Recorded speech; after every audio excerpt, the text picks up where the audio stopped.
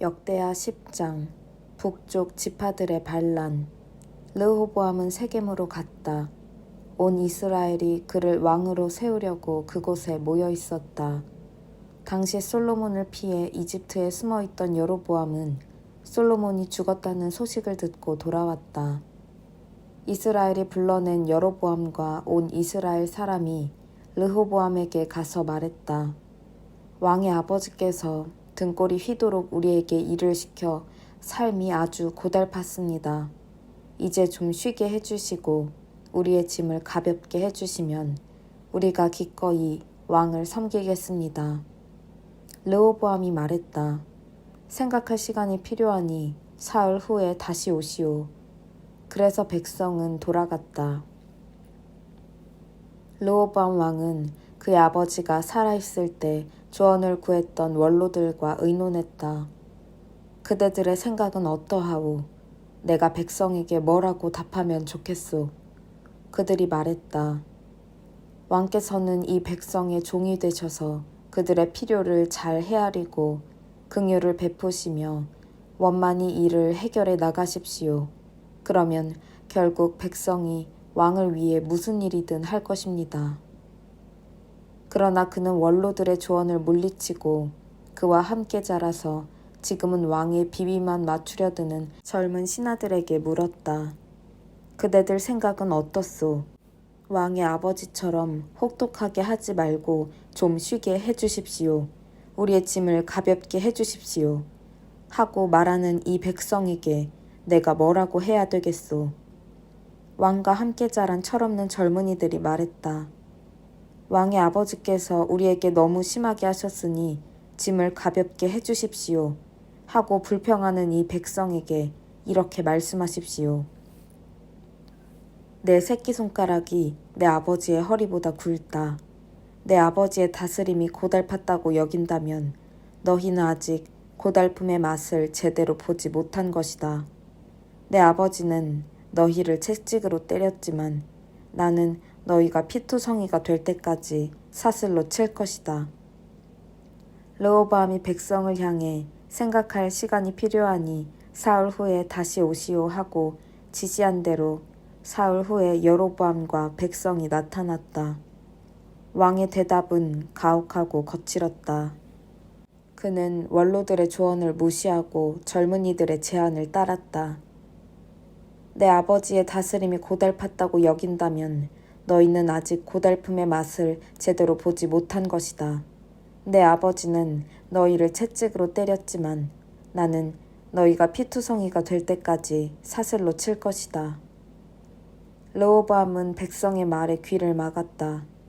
하나님께서 이 모든 일의 배후에 계셨고 이로써 실로 사람 아히야를 통해 느밧의 아들 여로보암에게 주신 메시지를 확증하셨다.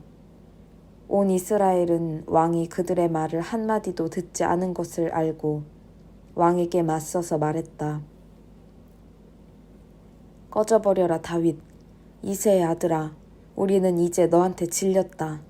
이스라엘아, 어서 여기서 떠나자. 다윗, 이제 더 이상 우리 일에 참견하지 마라. 그런 다음 백성이 떠나갔다. 그러나 르호보암은 유다 성읍들에 사는 사람들을 계속 다스렸다. 그 후에 르호보암 왕이 노역 책임자인 아도니람을 보내자 이스라엘 백성이 모여서 그를 돌로 쳐 죽였다. 르호보암 왕은 재빨리 전차에 뛰어올라 예루살렘으로 피했다. 그때부터 오늘까지 이스라엘은 다윗 왕조에 계속 대항했다. 역대하 11장 예루살렘으로 돌아온 르호보암은 유다와 베냐민 지파 사람들을 소집하고 정예군 18만 명을 동원했다. 그는 이스라엘과 전쟁을 벌여 나라를 되찾으려고 했다. 그때 하나님의 말씀이 거룩한 사람 스마야에게 임했다. 솔로몬의 아들 유다 왕 르호보암과 유다와 베냐민의 모든 이스라엘 백성에게 전하여라. 이것은 하나님의 말씀이다. 너희는 진군하지 마라. 너희 형제 이스라엘 자손과 싸우지 마라.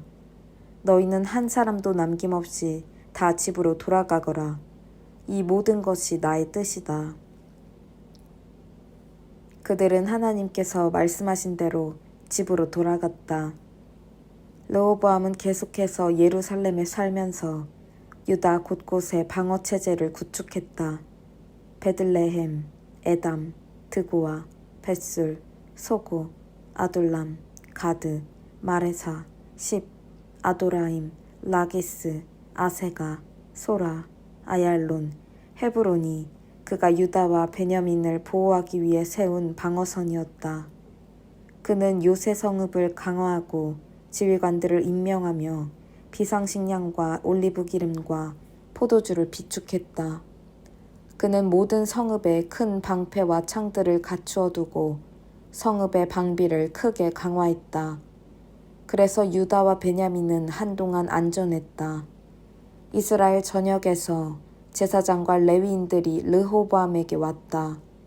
레위인들이 자기 목초지와 재산을 버리고 유다와 예루살렘으로 이주한 것은 여로보암과 그의 아들들이 그들에게서 하나님의 제사장직을 박탈하고 제사장을 따로 세워 여러 예배 처소에서 그가 만든 순념소와 송아지 우상을 섬기게 했기 때문이다.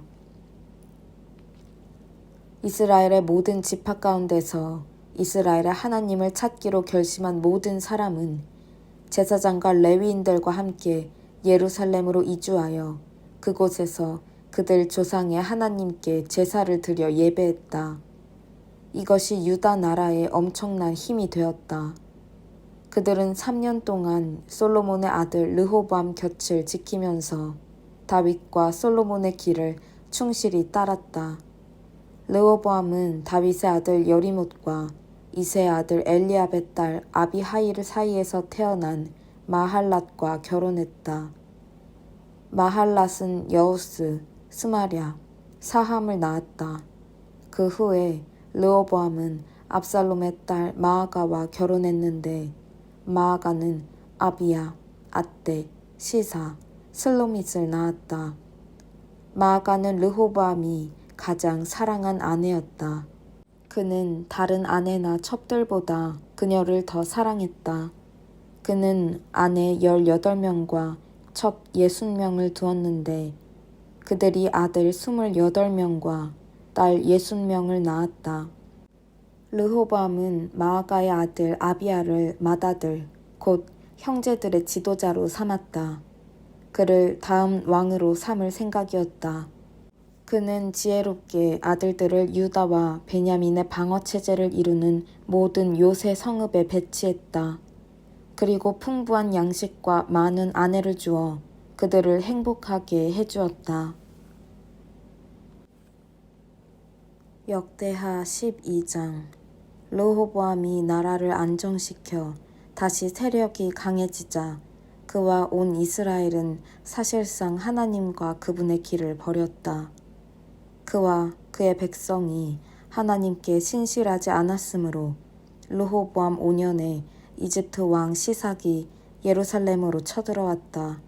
그는 전차 1200대와 기병 6만 명, 리비아와 숲과 에티오피아 사람들로 구성된 이집트 군대를 거느리고 왔다. 그들은 유다의 요새 성읍들을 빼앗고 예루살렘까지 진격해왔다. 그때 예언자 스마야가 시삭을 피해 예루살렘으로 후퇴한 유다 지도자들과 함께 르호보암에게 가서 말했다. 하나님께서 말씀하십니다. 내가 나를 버렸으니 이제 나도 너를 버려 시삭에게 넘기겠다. 이스라엘의 지도자들과 왕이 회개하며 말했다. 하나님께서 오르십니다. 하나님께서 그들이 겸손히 회개하는 모습을 보셨다. 그러자 하나님의 말씀이 스마야에게 임했다. 그들이 겸손히 뉘우치니 내가 그들을 멸하지 않겠다. 그들을 너그럽게 봐줄 것이다. 시삭을 통해 예루살렘에 나의 진노를 드러내지 않을 것이다. 그러나 나는 그들을 시삭의 신하로 만들 것이다. 그들은 나를 섬기는 것과 세상의 왕을 섬기는 것이 어떻게 다른지 알게 될 것이다. 그때 이집트 왕 시삭이 예루살렘을 공격했다. 그는 하나님의 성전과 왕궁의 보물 보관소에서 무엇이든 손에 잡히는 대로 약탈하고 솔로몬이 만든 금 방패까지 가져갔다. 르호보암 왕은 금 방패 대신 청동 방패를 만들어 왕궁 입구를 지키는 경비대에게 주었다.